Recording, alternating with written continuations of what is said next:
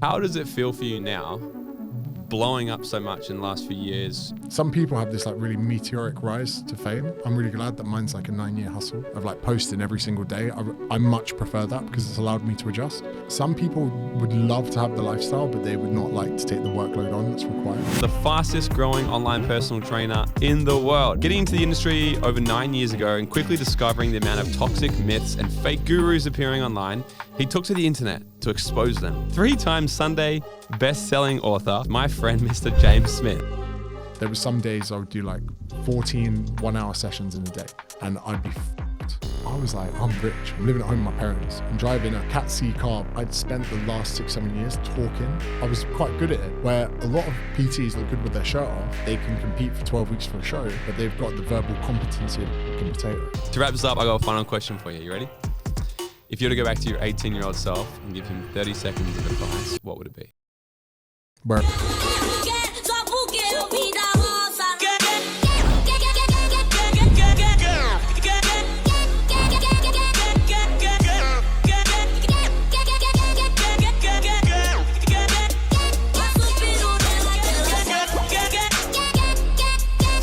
Today's guest is a 3 times best-selling author, international speaker, 7-figure business owner, an online business mentor, and is the fastest growing online personal trainer in the world. Getting into the industry over 9 years ago and quickly discovering the amount of toxic myths and fake gurus appearing online, he took to the internet to expose them and teach people how to actually reach their goals and to make positive change for good. He has since blown up on social media, amassing over 4 million followers across all platforms as people tune in to watch his unapologetic, honest, and authentic way of creating content.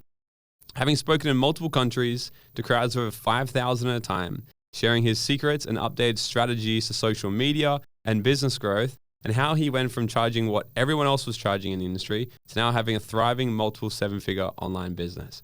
So please help me welcome the guy who went from stopping people in a shopping center, selling them movies, to now 3-time Sunday best-selling author, international speaker, and their headlining speaker for this year's Dreamfest, my friend, Mr. James Smith.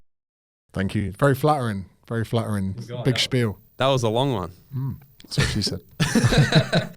Dude, I do want to start with, I know, and I said to you before we started recording, I was like, well, actually, I sent you the email the other day, I was like, have you got a bio? And you're like, just this. It's like a one line, like, personal trainer, this, you know. I was like, bro, I'm going to make this big fuck off thing. So you do remain like super, super, super humble and super authentic, which I think works for you so freaking well and I love. How does it feel for you now, blowing up so much in the last few years? You're getting stopped in places to get photos. People are wanting to, you know, speak at all these events, all these things. You've almost got like this fame thing.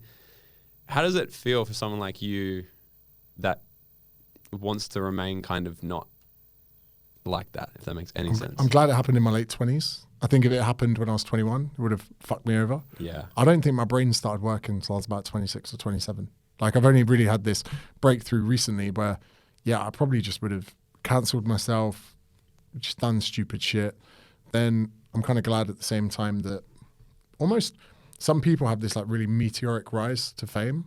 And I'm really glad that mine's like a 9-year hustle of like posting every single day. I much prefer that because it's allowed me to adjust. And then even in my late 20s, again, like from just really easy sexual encounters, you cannot give that to a 21-year-old man.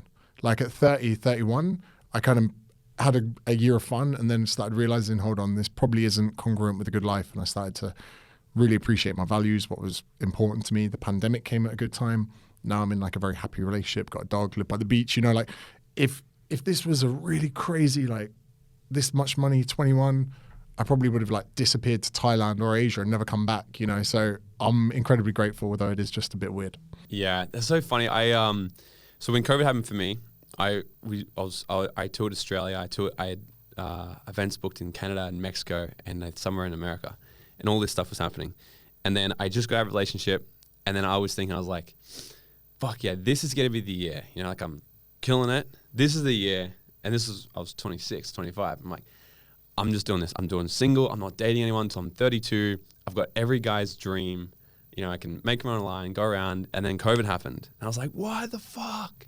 And then I'm so glad I did for those exact same reasons, you know, because it's like, I think if I had gone down that path, I would have just got so distracted off the main thing. It's also, it's important as well in the sense that kind of like everyone slowed down, but the pandemic was a great time for business, but I didn't take it as an opportunity because I was just fucked off. I was really frustrated in the beginning of the pandemic, and people were like, you could capitalize on this. I was like, I don't want to capitalize. I was actually quite happy to fucking hate it. It took me like 6 months of just playing video games, growing a beard, started running. Like, I started fucking running. I was in a real like funk with it. I would never say like I had mental health issues. I was just fucked off. I was like, this is shit. And again, some people like really did well out of the pandemic. But yeah, I'm kind of, it took me 2 years after it to look back and go, that was good.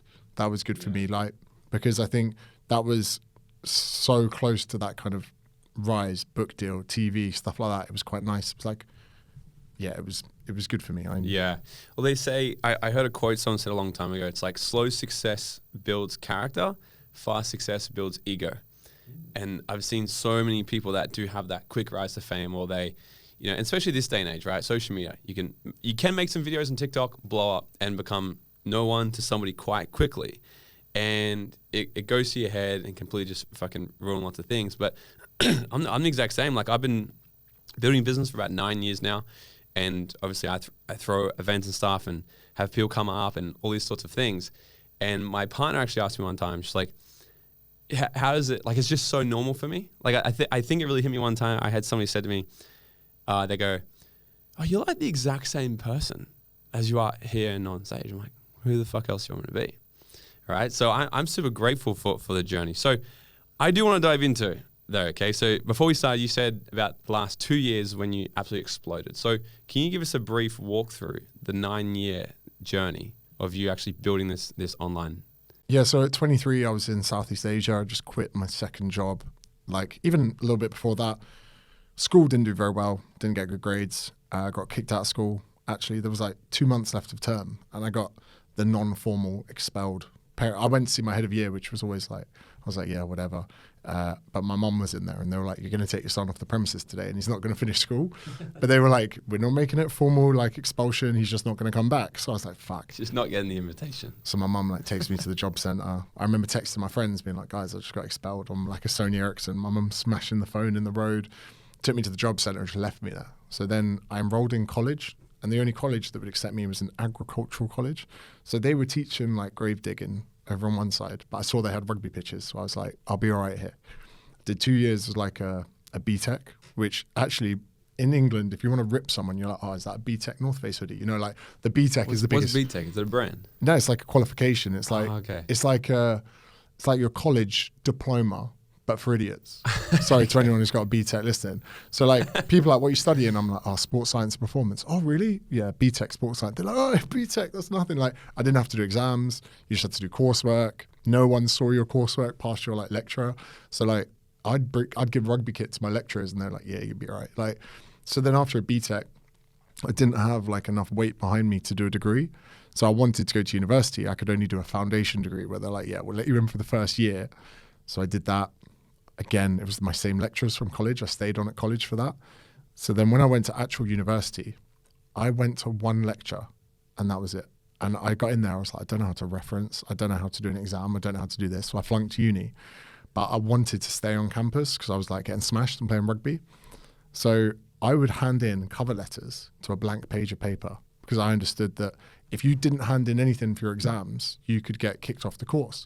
But if you handed in a blank bit of paper with a cover letter, you were giving the bare minimum. They would still have to acknowledge that you'd handed something in. So I was only paying attention to these cover letters. I'd be like, when do we have to get that cover letter in for uni? Oh, it's tomorrow. Yeah, sweet. So I did that. So when I finished uni, my mum and dad were like, well, you've created all this student debt. How did you go? I was like, oh, I failed one unit. Probably not going to go back. But they were like, you need to get a job. So at that point, playing rugby, went to work in shopping centres for a company called Love Film, but not even directly for the company. It was for like a sales division that were hired from them. You get like, that Oxfam aren't sending people into the street. They're hiring a company that will get students to go out on the street and wear an Oxfam badge. I was working for one of them. £7 commission, stopping people in shopping centres. Then from that point onwards, that was a bit shit. So I then got a job in an office. making 100 phone calls a day, cold calling. So then I went from cold calling for a business to actually the business. Just before that stint, actually, I went from shopping centres to door-to-door sales. Door-to-door was selling gas and electric to people that already had gas and electric. So when I went into an office to a 9 till 5 cold calling, everyone's like, oh, that's shit. I'm like, I'm warm. I have heating and there's a kettle over there. I was knocking on doors like Gloucester was my postcode in the UK. It was November. It was like 3 degrees. I was making sure I didn't slip on ice outside people's houses. So then 100 calls a day. I worked for a company that was like an IT security company. And then I actually applied for a job within that IT company. And I was like, hey, I've been cold calling for you for another business. Got a job with them, quit, went to New Zealand to play rugby for a season, came back. I was like, cool, right, time to get on with life. Like, mum, dad, I know I dropped out of uni. I know I just went to New Zealand on 2 weeks' notice to play rugby. I'm going to get back into it. Got a job in recruitment. Did a year in recruitment, fucked off, sold my car, went to Asia, like fucking around Thailand, Laos, Vietnam, all of that. Come back, and I had £3,000 to my name. And my sister was like, I remember when I got back off the flight, I was fat. And I was like running up and down the street, like trying to lose I'd had a beer every day for 6 months. And my sister's like, you're really into this fitness thing, you should become a PT. So do the PT course, my final $3,000. So I literally was living at home, mum and dad, taking sandwiches to my PT course. I had nothing. Like, I'd be like, mum, could you get a bit more chicken today? You know, like, could you get me a bit more chicken? Like, and even my dad would like, I don't know, he would service my car for me. And then I'd come home and it had a full tank of fuel. And I'd be like, thanks, Dad. Like, they looked after me in that sense. So then when I became a PT, there's a lot of gyms that say, hey, we'll give you free rent if you work for us for 15 hours. And I'm like, I'm not doing that. I'm not working. I'm not wiping down a leg press in the morning and then trying to get clients in the afternoon. So I went straight into a gym where you pay rent. So the gym were like, we'll give you the first month for free. Then after that, you could need to pay us every month to be here. And what do you pay for rent on this? That was about $800 a month. Pounds or Australian? It was £400. £400. Okay. So about 800 Australian dollars. Yep. Now in Sydney in Fitness First, I was paying like 400 a week. Yeah. So, but then where I wasn't Sydney. It was called Bracknell. It was like, it's about an hour away from London. Most young people there are pushing around prams in their 20s, like in tracksuit bottoms and on benefits. But I was very fortunate. There was like a very good technology park there. I'm pretty sure some of like the biggest companies in the UK actually have their head offices there. So even though the gym was $40 a month. So it's £20 a month for a membership. So I was like, no one's going to pay for PT here. Like I'm in an area where we've got like builders coming in at 3 p.m. wearing their muddy boots into like the gym floor. I was like, but this will be a good place to learn the trade. And like straight away, I started walking the floor and I was like, this fucking sucks. So I go into the gym manager's office. I go, have you got an email database? They go, yeah. I go, would you introduce me on the email database? And he goes, well, as long as it's marketing, as long as you're not selling, we can email them. So I go, cool. The guy actually just gave me a USB with like 2,000 email addresses on it. So I blind carbon copied all of them and wrote a pretty good email because I'd worked in sales and recruitment. I knew how to BCC. I knew how to structure an email to put like kind regards. You know, a lot of people getting into the fitness world don't know what's a BCC. They know BCAAs, but they don't know a BCC. Yeah. So I blind carbon copy everyone. I'm like, hey, my name's James. I'm a new personal trainer. I'm not trying to sell you anything. If you see me around, come say hello. And if you have any questions, let me know. Boom. I got like 17 clients from that one email. So in my first week in the gym, none of them knew I'd never PT'd before. I didn't put that in the email. Yeah. Hit the floor, busy. And my first like year, I was in there doing maybe like 30 hours a week. I wasn't charging a lot, maybe like $50 an hour, but I was just busy. There was some days I would do like 14 1-hour sessions in a day and I'd be fucked. But this is the first time I'd ever run my own business. I was like, I'm rich. I'm living at home with my parents. I'm driving a Cat C car, which means it had been written off before, but it was the only thing I could afford when I got back from Asia. But like, I'd never operated my own thing and I never felt this sense of motivation before. And I didn't actually intend to run my own business. I just wanted a job I could enjoy. And personal training, I was like, I can wear shorts and chat about fitness, whatever. Then I kind of fell into this entrepreneurial business owner mentality by accident. And like, I never wanted status, fame, notoriety, or money. I just wanted to enjoy my job because all I'd had before that was failed jobs, failed relationships, and I've been skint my whole life. So you just wanted a job that you liked that paid you enough to get by. And if I could move out my mum and dad's, that'd be a bonus. And if I could get a car that hadn't been written off, even better. But then 3 years into PT and my clients like turn up in their Porsches, they pay me well. I've trained a couple who were quite wealthy, and the husband would come in an SVR, his wife would come in a Porsche, and they would pay me £400 each for the month. So the first day of every month, £800 go into my bank account, pay my 400 for the rent, just from two people that trained half an hour each, just to work 9 to 10 every morning. I'd already paid for my rent and my like nearly all of my rent for where I was living. So then all my other clients were just cash. And the first few years, I would play rugby sevens at every single place I could. I'd be in Sweden, Iceland, Dubai, Amsterdam. By the time I was like 26, I was running a decent PT business. I was traveling the world. I was earning good money. And I was just posting on social media because if I had a post that would do well, I'd get like a lead out of it. I go, hey, just come in and we'll talk, or come in for a consult. And I kind of looked around at all these other PTs who were quiet, didn't have enough business, or they were like walking the floor. And I was like, whilst you're walking the floor for an hour demotivating yourself, I'm going to go away and create some content and enjoy it and have some fun.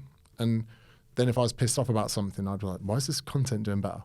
Why is it when I call someone a pleb that I get more interactions and more comments, you know, like, so then this social media, like Facebook Lives was like really my main vessel that I used. I just go live and talk. But because I'd spent the last 6-7 years talking, I was quite good at it. Where a lot of PTs look good with their shirt off, they can compete for 12 weeks for a show, but they've got the verbal competency of a fucking potato. So like, and doing a video, right, it's from the chest up. Even if I was fat from rugby tour, it didn't matter. Yeah. As long as I could explain the points I wanted to in a manner that I wanted to, like, I could succeed on that platform. Yeah. And then so the social media is just completely blown up. So tell me if I, like, because when it comes to the whole fitness world, like, I'm going to sound like an absolute idiot here, okay? So please explain it. And I hope people who are listening are also my boat as well. Personal trainers, my understanding is, right, you go to a gym, you have to physical. But then did you start the online personal training thing, or is this already a thing? Like, I legit had no fucking idea how a personal trainer can train you online until a couple months ago when my mate started sending me workouts and shit. I was like, this is fucking great. I was definitely one of the first. I knew that some people had done it. There's like a guy called Lane Norton who was in Sydney recently. He was one of the only people that I knew that was actually doing it. And again, for the first period of my life telling people about it, I remember one day, maybe 2015, I posted on my Facebook going, now taking online clients. Nothing. Yeah. Just tumbleweeds. And I just thought, oh, maybe people don't want online training. But this was before I really understood like a sales funnel. So then during that year, I joined a marketing course. I'll never forget that post just dying. I was like, how could I offer services and no one take me up on it? I had like 500 followers. I was like, it didn't sit well with me. So I joined a like marketing program designed for PTs to understand how to market their business. So I created my first email list, and I would just do a video, I'd do a post, then I'd write a blog, and I'd do a WordPress blog. And at the end of that, I would write, if you want to hear more from me, click here. And I put them into a email sign up with Aweber and joined them to my list. So then I had about maybe 400 or 500 people on my email list. No other PT had that. So maybe 1,000 followers, 500 people on the email list. It was very aggressive. I'd go live, do Q&As. In the end, I'd be like, hey guys, all I want in return is your email address. Cool. But everything I was selling, people weren't buying. But I was like, at least I'm accruing interest in this like interest savings account of getting these people's data. Then when we spoke offline about, I had an epiphany at a festival taking a recreational drug. And in that epiphany, I decided I wanted to move to Australia. Told my mum, dad, and similar to when I came back from traveling, I had $3,000 and I managed to create a career out of it. Like $6,000. It's a lot, but it's not a lot. And I was like, fuck it, I'm going to go to Australia. I had again £3,000 savings, which is not a lot considering I was earning good money, but I was spending good money. And there's not many places in the world I haven't been. So I was like, fuck it, I'm going to go to Australia. Now at least I'm a qualified PT. Anywhere I go in Australia, I can walk into a gym, I can set up a business. Yeah. I'm confident. Like, even if I'm training 10 people a week, I can make do on that. So I came to Australia. And then when I traveled down the East Coast, just before I got here, I sent an email out to people and I go, hey, I'm charging £55, call it $100 an hour. Instead of paying me for an hour where I count your reps and we chat about my weekend, why didn't you get my services for a week? We can communicate every day, send me voice notes, we chat on WhatsApp, I'll give you a program. We can video chat, like whatever you need, I'm yours. And I then downplayed face-to-face to make it seem stupid. And what, you're paying $100 for a fucking hour?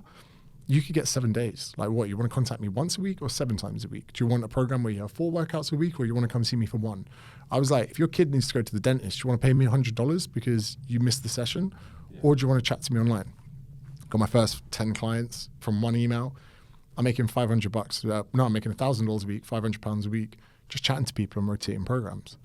Now, I was incredibly time rich. And actually, from a financial standpoint, I was in a good position. I'd gone from doing 30 hours of face-to-face PT a week to now opening my laptop, having 5 cups of coffee and messaging the fuck out of everyone. Yeah. Then as I traveled down and got to Sydney and joined Fitness First, I actually scaled the online business. At first, I wanted to just drop it and go back to face-to-face. And when I went to do face-to-face in the gym... Why is that? I was like, I'm a face-to-face PT. I thought this was just like a little hobby on the side. And when I got back to face-to-face in Sydney, there were 32 personal trainers in Fitness First George Street. Most of them are twats. I still haven't spoken to maybe 10 of them. They just never spoke to me. It was like, oh, new PT. There was no camaraderie. There was no friendships. Like, it was a cold floor. You talk to people and someone would be like, fuck off, Pommy, that's my client. Don't talk to my client. I was like, what? Like, just got here from the other side of the world. And one English guy called Darren, he says to me, he goes, what the fuck are you doing here? He goes, all of us are here wishing that we could have online clients and that we could work from our balcony. You're coming into this dungeon to do face-to-face sessions. He's like, are you an idiot? So I remember that I would go upstairs in Fitness First and do live Q&As, and they'd come around, there'd be like 500-600 people watching the live. And Darren was like, fuck, this guy's actually onto something here.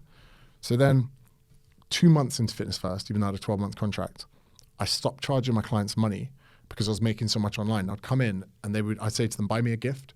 Instead of paying me $100 an hour, buy me something.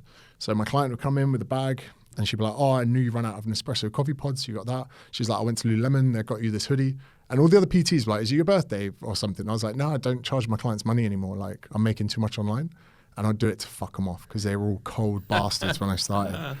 But I scaled that up. I remember I got to the point where I had 74 clients paying me $110 a week. Now, I was working long days. I think it was like $7-8 grand a week that I was making just from one business online. Yeah. And then I couldn't leave my flat because I was messaging people all day, but then I'd just sit in my flat with a tripod and a camera. I was like, how can I get this to 80? How can I get this to 90? And then it was at that point I met my business partner, who was another PT in the gym, who was leaving, and he just wanted to build websites. He didn't want to PT people face to face. So that's where we created the James Smith Academy. We're both PTs from the same gym. We hired Duran, the guy who was like, why are you here? And then us three, I grew the business, Duran serviced the clients, and the other James worked the like technical back-end payroll, privacy policy, terms and conditions, all the stuff that we didn't want.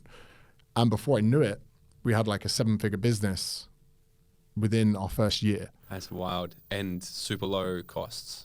Yeah, and then in the beginning, super low costs, but we heavily reinvested over the years. Yeah. We decided to build our own app from scratch, where a lot of other fitness brands do white label. Yeah. And like, if anyone's considering it, I'd be like, fucking white label. And the developer costs are insane, but him and I, although we love running a business and we love the capitalist aspect of it, we don't care if, like, we didn't take a dividend for about a year and a half. We're trying to build like a new app that we don't even know is going to work. Yeah. But after the pandemic, we're like, we should really have a resource that people can access content and training plans for free. Or if they do want to buy them, they should only pay $5 for a program. Because the reason that most coaches, let's say you got a PT down your local gym, the reason he's charging $150 for a program is because all of the costs he has to cover within his business, whether it's development, app, designer, infrastructure. So we were like, why don't we build an app? Because we've got the resources and revenue to do it. Now, if your PT down the road sells a program for $10, that's fine, because if he sells 100 of them, his overheads are nothing. He's using our platform. So we're doing that at the moment. Like, we're not even in a position, we've kind of soft launched it, but it's been a great business for us. Yeah. So here's my question though, so you guys have literally like paved the way almost, and now I do see it everywhere. Like, if I see a personal trainer, they're also an online trainer. Why do you think someone like you and your business partners have absolutely killed it in this space, yet so many personal trainers still struggle? Because it's like a common, like, I meet lots of personal trainers and they tell me how hard it is to get clients and to do these sorts of things. What do you think is the biggest difference between, like, let's just call it someone who's, 7-figure plus entrepreneur, They're still a business owner, right? If you're a personal trainer, you're still a business owner, or even early stage business owners struggling to get their business off the ground, and someone like you guys who have just freaking killed it. What do you think is the biggest difference? I think that a lot of people are siphoned into the PT route, not because they're cut out for it, but they look like they should be cut out for it. So if you love fitness and you're in great shape, does that make you a good PT? I'm sorry, but it might not. It might mean that you're just someone that loves fitness and you're in good shape. However, all your friends are going to tell you should become a PT. Oh, mate, what are you doing here? You should be a PT. They've got no sales acumen, no business knowledge. Some cases, it sounds really bad. They lack aggression. The aggression not as in to fight their clients, but to turn up and to hustle for an hour to get a phone number. Some people don't have that. Some people would love to have the lifestyle, but they would not like to take the workload on that's required. So like, for me, there were years on the floor, there were years in shopping centers, there were years knocking on doors. So the prospect of building a business has always been fairly easy. People are like, oh, I don't really feel comfortable talking to a camera. I'm like, well, fuck off, back to recruitment. You know, like we're in a really hyper competitive landscape. And if you're too scared to do the thing that could help your business, then that's the issue.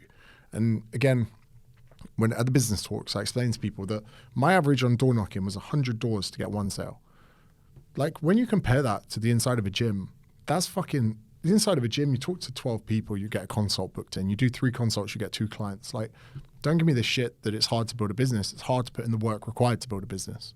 So that's the first thing. It gets my back up as well, because so many people, I say to them, if I said I was going to murder your family if you didn't get 10 clients this week, you'd fucking do it. So there's that disconnect. Then we've got some people who, in some respects, lack empathy or understanding of their demographic that they're trying to work with. So they think that them prepping for a show for 12 weeks and parading in fake tan is going to build their business, when in fact they're just in such a severe calorie deficit that their inattentiveness and their lack of ability to work at a certain threshold has just been impaired. It's like getting distracted on the wrong thing. I see it happen a lot, right? People do.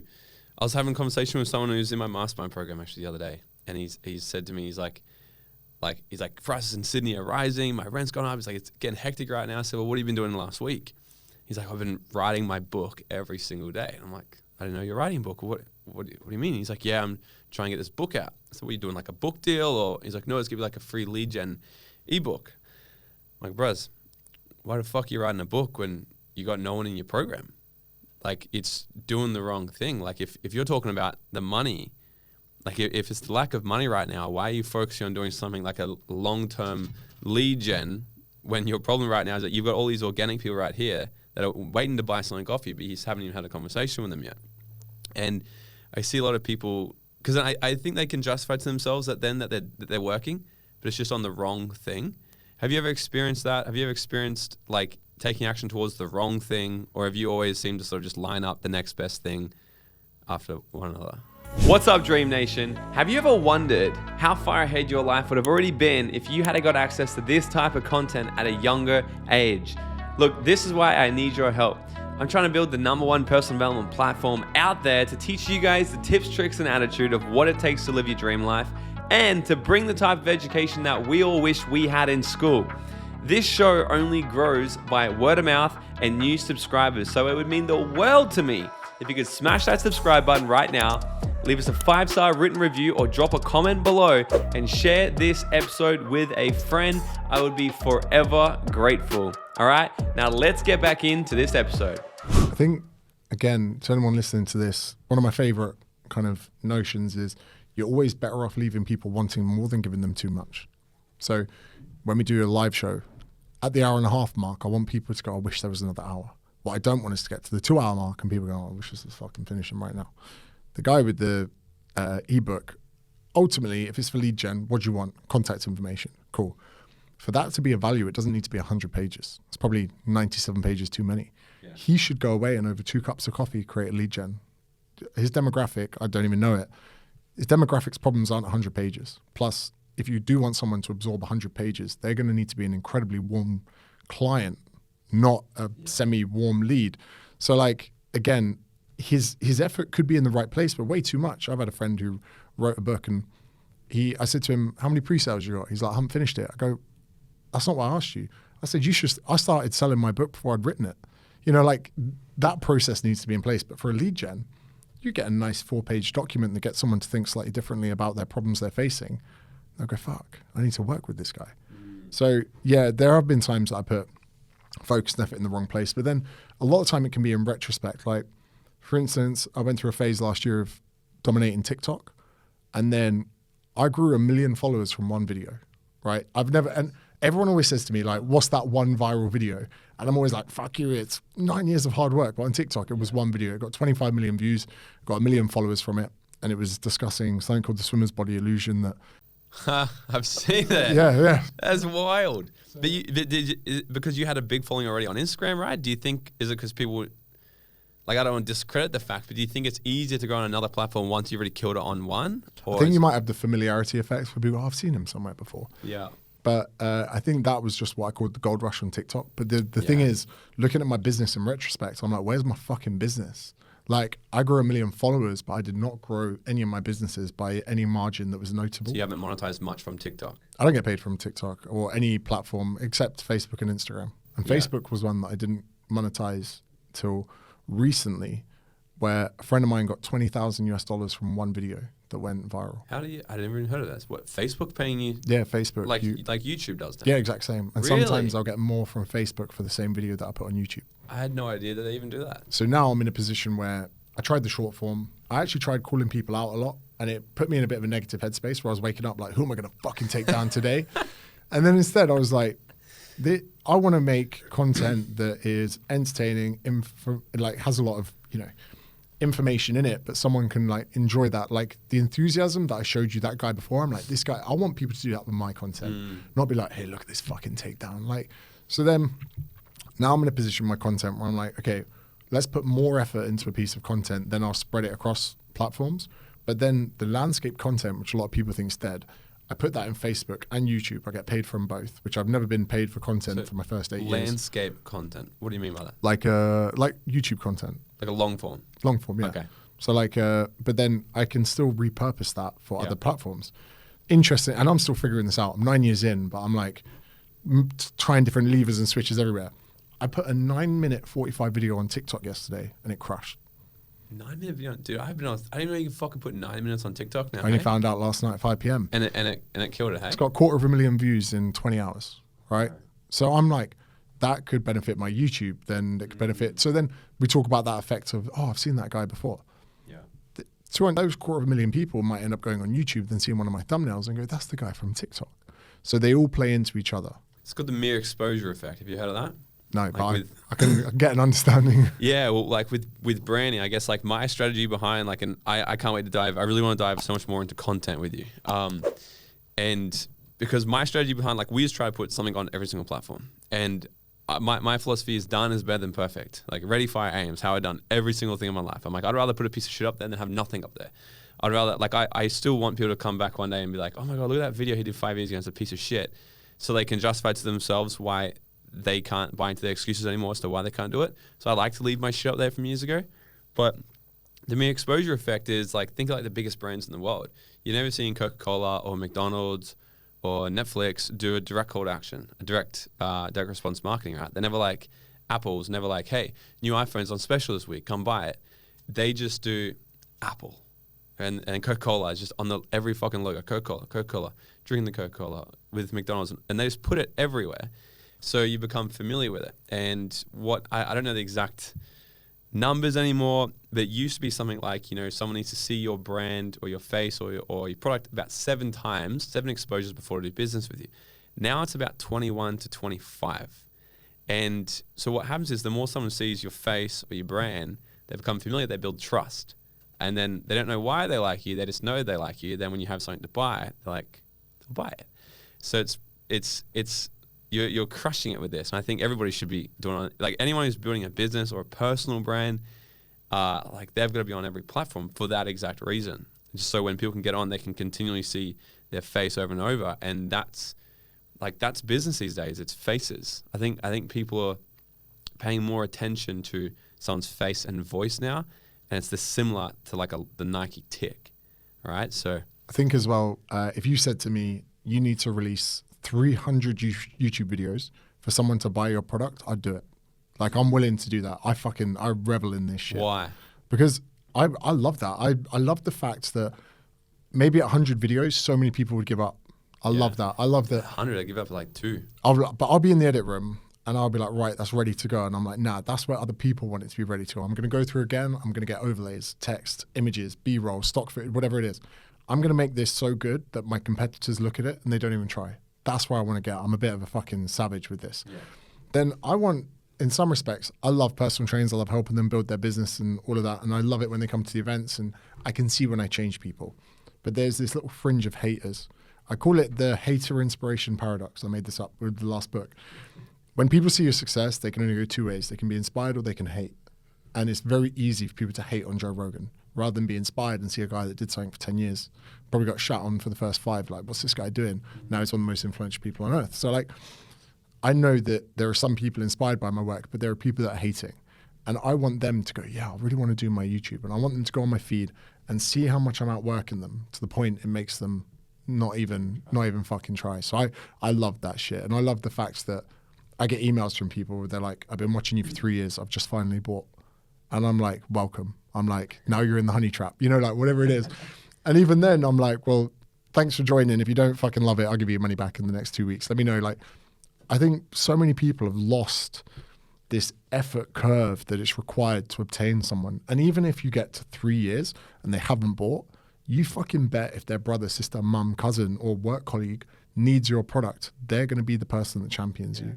And so many people overlook that. Like they just, so many people don't have that hunting mentality to go after a client. And that's probably, again, what we said, what differentiates people is probably how hard they're willing to work to obtain a new client. Well, then one thing you just said as well, you said like go 2 different ways. They're either going to love you or they're going to hate you. And I know for a fact, people have that fear of putting themselves out there, the fear of judgment, the fear of getting hate. You've come at it with a fucking swinging sword ready to take on like haters, or you're just so unapologetic with the stuff you say. Have you always been like, I don't give a fuck, I'm going to say what I want, however I want it, authentically as me? Or was there any sort of like, not camera shy, when you first started, was there any sort of like mental barriers you had to sort of overcome, or have you killed it in that space from the beginning? No, I definitely still get anxieties to, like, when you put something out, things can sometimes go really wrong. But then I just need to keep reconfirming my beliefs around this, where even the nicest people, if you ever, like, think of your favorite author who couldn't do anything wrong, then go look at their 1-star reviews and you realize the world's just full of assholes. Yeah. Mark Manson, let's say, something like not giving a fuck. 1-star reviews. And you're like, bro, that book is like top echelon, James Clear, Atomic Habits, whatever it is. Go look at the 1-star reviews and that will really help you understand how fucked the world is. So then if you're willing to take these people, this cohort of people's opinions to heart, then you're not putting your effort in the right place. But ultimately, whatever you do, there's going to be a group of people that don't like you, a group of people that do. Now, you want to maximize the people that do, but you're better off actually having that pool of people that like you, halving it and having that as people that love you. And the only way you can do that is to put yourself and your head on the line and to say things you want. Last week or 2 weeks ago, I released a non-binary training program, having a pop at non-binary populations. Is it a bid to bully them? No, I actually created them a program. You know, I wanted to emerge on social media that day where some people go, fucking hell, that's a smart angle. I wanted marketers to go, he's done well there. I got 10,000 email addresses because people were curious what the non-binary program, and it was a legitimate non-binary program. But then I knew that putting that on social media would cause such an influx from both sides. And I knew that people that wanted to cancel me would have to interact with it. And by doing so, the post got like 1 million views. So like there's angles I can play here where I can actually cultivate hatred in the people that hate me, because they can't hate you any more than hate. Hate doesn't really have that many layers, right? I can wind these people up and it'll benefit the people that like me because they get to see the post. So there's like games you could play with this, where that one was probably the one on edge where I kind of was like, fuck, a news.com.au going to come for me, because they did this before, right? Where they're like, hi James, we've seen one of your post recently, can we interview about it? And I just ignored them. Then they did a hit piece on me the next day. So they were just going to phone me up and see if I fucked up, said anything I shouldn't have, and they were going to put it in the hit piece. So there are elements like that. And there have been a few things where someone called me a cis, straight, white male, and that was why I was successful. And I came back and said, well, maybe I just outworked you for 10 years. I go, that's a possibility. Then I went on as a white, straight male that disregards fucking prejudice, like, this person doesn't believe that there's any kind of, privilege in life or any of that. So you do get that shit. But then at the end of the day, I was like, this is the question I asked myself. Is this going to deter people that really like my work from what I do? Probably not. So therefore, you know, and PTs, again, they get so pissed off about what the PTs think. Only people that are never going to buy a product. Yeah. So, okay. So you might as well just really write into the people anyway, because they're going to give you viewership. They'll probably comment, they'll interact, they'll share it. Because you do quite heavily polarize. And I know polarizing because you look at Grant Cardone. Like, I really want to, I want to hear your philosophy on this, right? Because you look at some of the biggest brands in the world. Grant Cardone, pretty heavily polarizing. Don't buy houses. Shit him. Yeah, right. Rent mine instead. But he's polarizing something. Like, he'll run ads just like throwing money while he's on his fucking jet. And he's a rich old white guy in America. And America's like 10 times worse than what it here is in Australia. And he really just rides that. And then, you know, even Gary Vee's polarizing. Gary Vee's not for everyone. But then you got Jay Shetty, who's not polarizing at all. He's everyone's cup of tea. But they're both equally absolutely freaking killing it online. So one could argue that, because my philosophy has always been, my understanding, and I'd love to hear what you think about this, in the beginning, you got to polarize against something so people can actually determine if they're like, this is my person or not. And then later on, it's more of a mass marketing type thing, mass appeal type thing. What do you think on this? Let's say in the next 10 years, you become a billionaire and you've got one space on your yacht in Monaco. You go throw in the biggest fucking party, but you've only got one space left. I would like to think that you'd invite me over Jay Shetty. That's it. That's the emotion I want, right? Jay Shetty's going to earn more money than me. He's going to live in a bigger house. He's going to have a visa to more countries. He's going to sell more books. He's going to have way more success than me.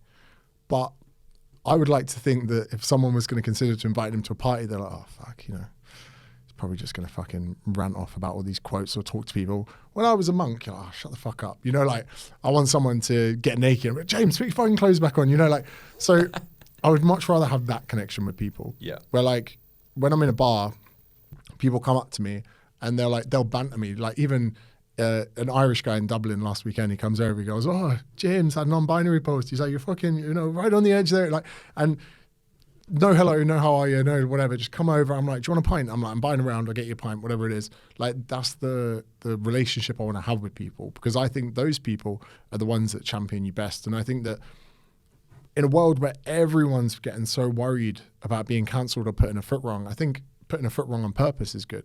I think it's refreshing. And I think that, so imagine most of this, like, you know, just bullshit that we see online all the time and people like tiptoeing around it, whatever.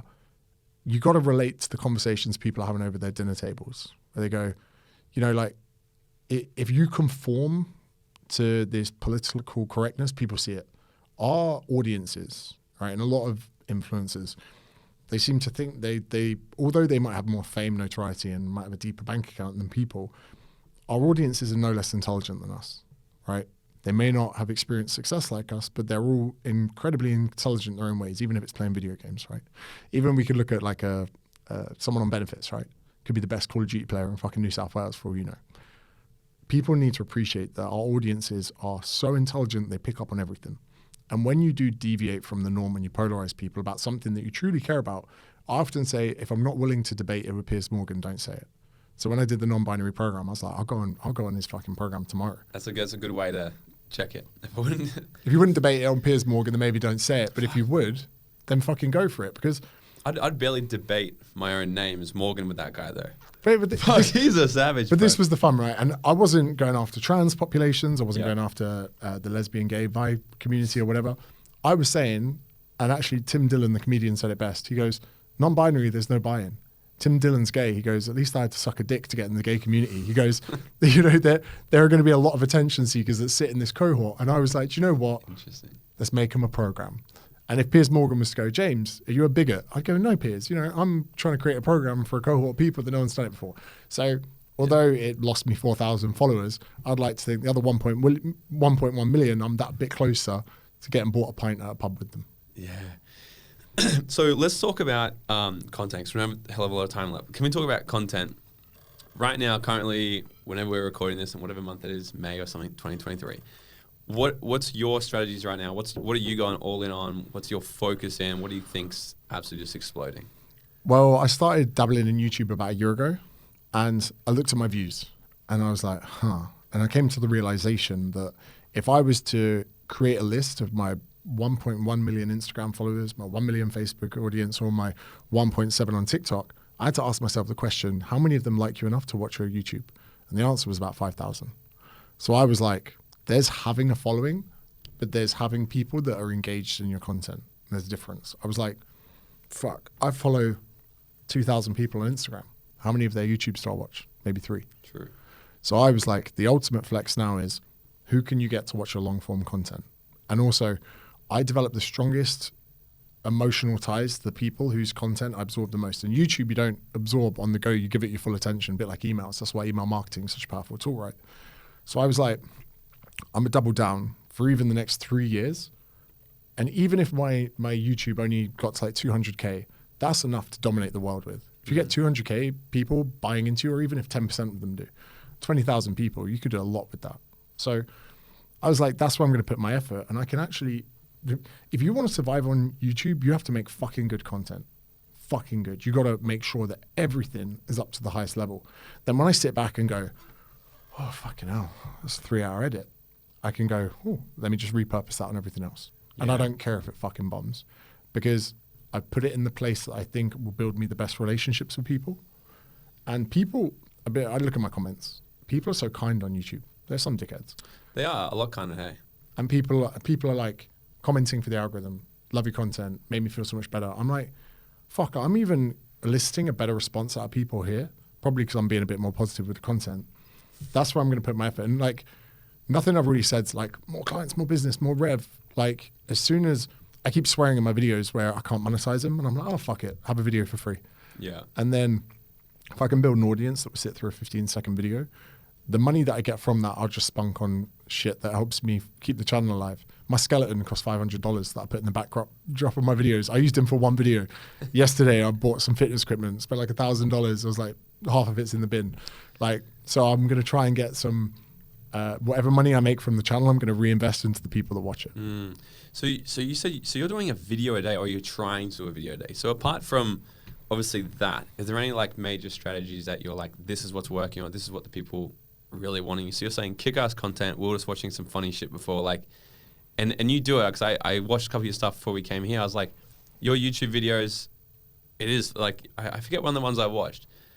I think like the ice bath or some shit. And I was like halfway through before you actually started talking about anything really remote to ice baths. I'm like, he's just entertaining for it and then putting in the value, which is so fucking good. So what's kind of your mindset around that, or your strategic thinking to creating a video? Effort. It's the fucking, I can't believe I overlooked this for so many years. I'm pretty fucked off about it, to be honest, as well. Like, for years I grew my channels just sitting in one place and recording a monologue. I wasn't putting the effort in because I was getting enough from the response. I was getting enough clients and all of this. And you know what you said about like seeing your old videos? I've said this before, I'm bitterly disappointed with what I created 3 months ago. So disappointed. I unlist half my videos 3 months later because I can't look at them. But that's the standard that I set myself. Yeah. I will be doing a task and I'll catch an old thumbnail. I'll go, fuck, I've got to change that thumbnail right now because the dimensions aren't good enough. I didn't use the law of thirds. I put too much contrast on all of these things because I like to do so much of this myself. So like, for me, effort is the biggest thing, because you don't need a gym, you don't need a studio, you don't need snazzy cameras. I mean, that shit helps as you grow. But if you're willing to out effort your opponent when it comes to creating content, then you will do better than them. And I think, again, like we say about the audience being more intelligent than you think, you just doing something like a pattern interrupt or getting B-roll or getting stock footage on a website that costs you $200 a year, they see that. That little, if I'm talking for 12 seconds, I'm like, I need to find something. So then I'm going away to another website. I'm finding the right type of stock footage that I could use. I'm then downloading it. I'm waiting for it to download. I'm then putting it into Premiere. I'm lining it up, making sure that it's all of these things. Because I know that if I put the effort in that's required from my end, they will see that. Then when it comes to me needing them to put effort into getting their credit cards to join my program, they will reciprocate that. Yeah. So my main thing for the next year, and again, I could be fucking wrong, right? I could sit with you a year from now and go, fuck effort. People want reels. Yeah. A year ago today, I was arguing with someone that TikTok was better than YouTube because the barrier to entry was you need a smartphone. Yeah. Whereas to dominate on YouTube, you need a DSLR, you need a fucking 100 gig memory card, you need 4K, you need editing software. Whereas some people are blowing up using TikTok. I've now kind of changed my tune on that. So again, I could be completely wrong on this.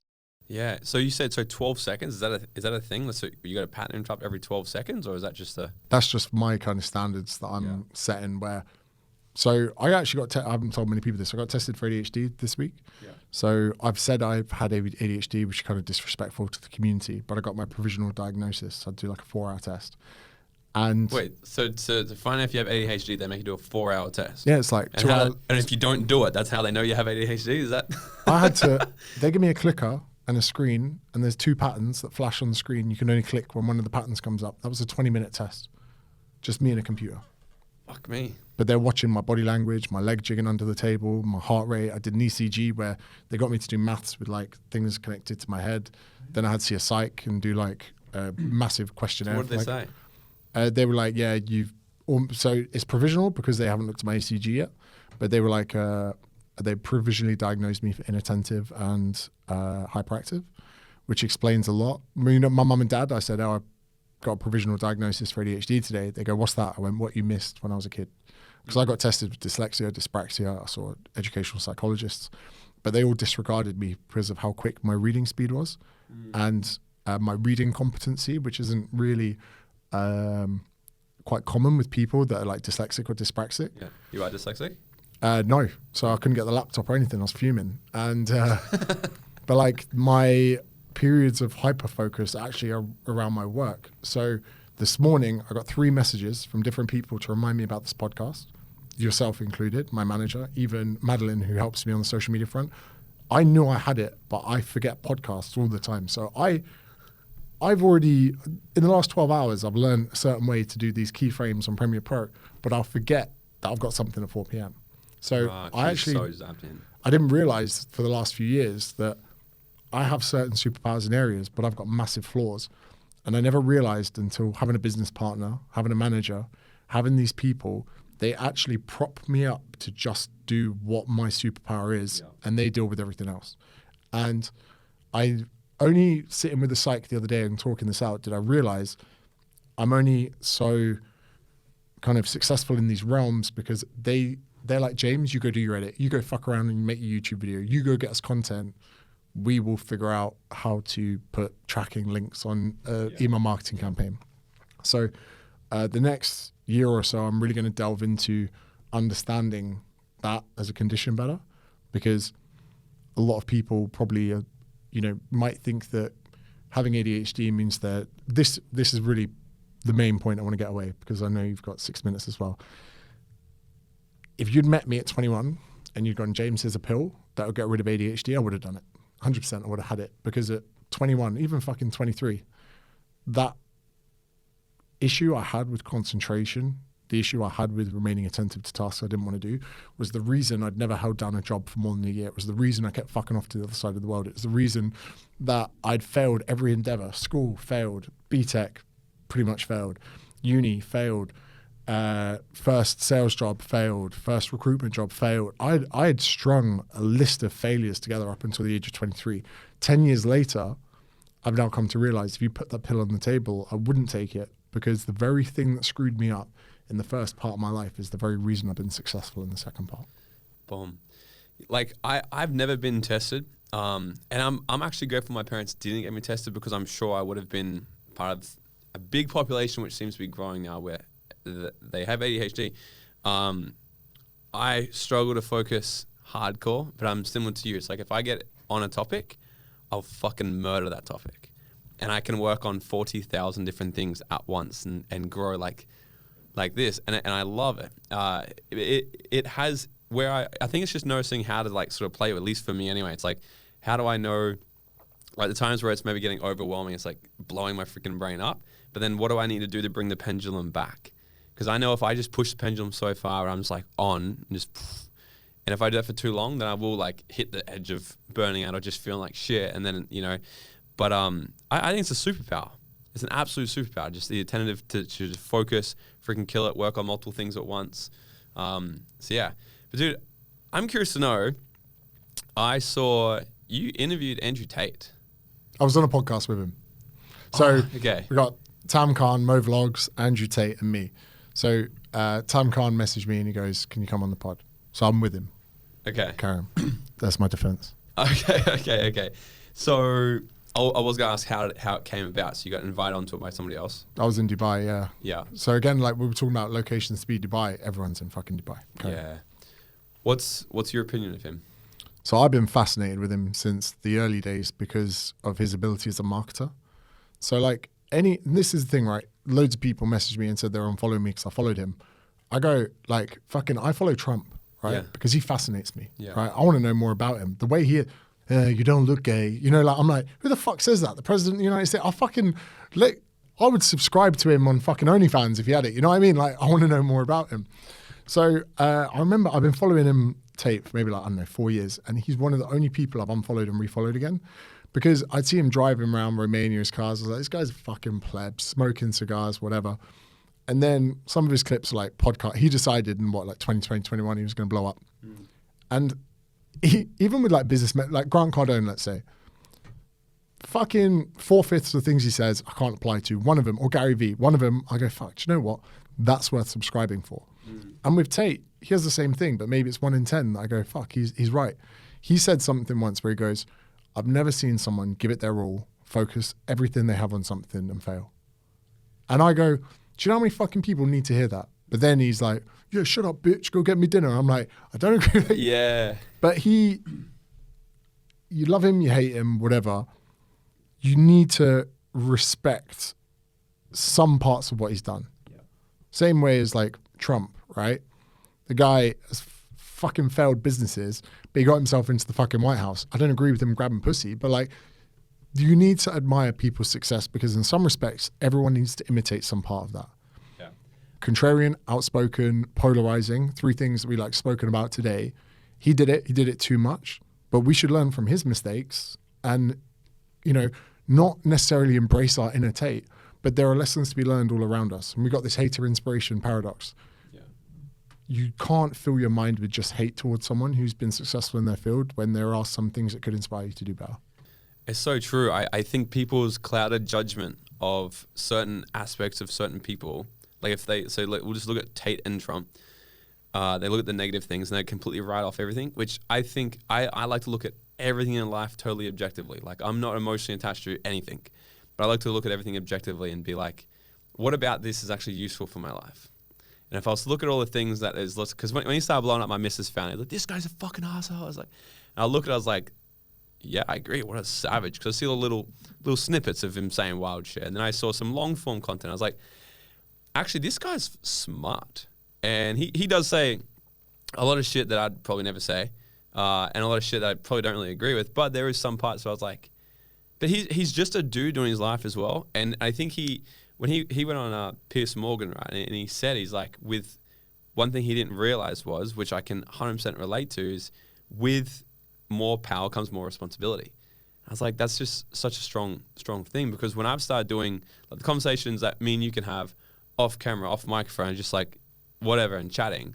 But then if we go on a stage together and we're talking to 1,000 people, there's certain things we wouldn't say because then there's going to be certain people in there that take it the wrong way, out of context or whatever. And it's like the more power or the more eyeballs we have on us, the more responsibility we do actually have for people to say the right things and, you know, have a sort of positive impact in the world when we're living in a world where everyone's getting fucking offended left, right and center. And you know, interestingly enough, I've said this, people hate it. I chatted to him half an hour offline before, very polite, very well-educated, and you can imagine that he was very well brought up. And so that and people can hate you for that, but that is my experience with him. It's my truth. It's my truth. Yeah. Let him speak his truth, guys. And then when the microphone's on, the camera's there, he's got a different agenda, and that's completely fine. But I would often judge people on their offline attributes more than online, especially like if I've ever done TV. Hey, James, welcome to the show. Today but then as soon as the camera starts, cheers, James, thanks for coming in, mate. Yeah. I much rather judge someone on how they treat me when the cameras aren't rolling than I would on how the cameras are. That's true. Dude, we're almost at the end. You're speaking at Dreamfest this year. We're a few months away from it. It's going to be fucking amazing. Can you give these guys a little snippet? What are you going to kind of be touching on, and why do you think they should be there? So we spoke about it a little bit before. The way I usually open my talks is to really drive home this like kind of, everyone talks about sales funnels, but when I talk about it from a door-to-door standpoint, about the utility in failing so many times before reaching success. Coming from a position of 100 doors for one sale, there was this almost like beautiful freedom that every door I wasn't expecting to obtain success. But with that, I saw an opportunity to improve the way I was doing it, because I knew if I could improve the process in which I spoke to someone arriving at their door, I could turn that process from 1 in 100 to 1 in 99 to 1 in 98. And every single opportunity was a way to sharpen the axe in some respects. And when you can see, like a video that you put out, like a reel that bombs, there is a utility you get behind that. And if you can appreciate that and you can utilize that within your own approach, you are going to improve your ratios of your funnel over time, which is, in essence, the boiling point of this is the harder you work now, the easier the sales process is only ever going to become. And so many of you, if you could only appreciate that you're trying to get the snowball moving, once you get it to a certain point, this isn't that hard, but so many people are going to give up before this point, and they should get excited for that. Man, I'm fired up for it, dude. Thanks so much for coming on here. Where can everybody find you on social media and get access to all of your banger content? Type James Smith. If I don't come up, there's something wrong with your social media. Yeah, they're cancelled. All right, dude, to wrap this up, I got a final question for you. You ready? If you were to go back to your 18-year-old self and give him 30 seconds of advice, what would it be? Wear a condom. Thank you so much for listening. And if you got value from this episode, it goes such a long way. If you can just take 20 seconds of your time, leave me a 5-star rating and written review, then screenshot this episode and share it to your story. And make sure you tag me for that shout out. And until next time, guys, go out there and dream out loud.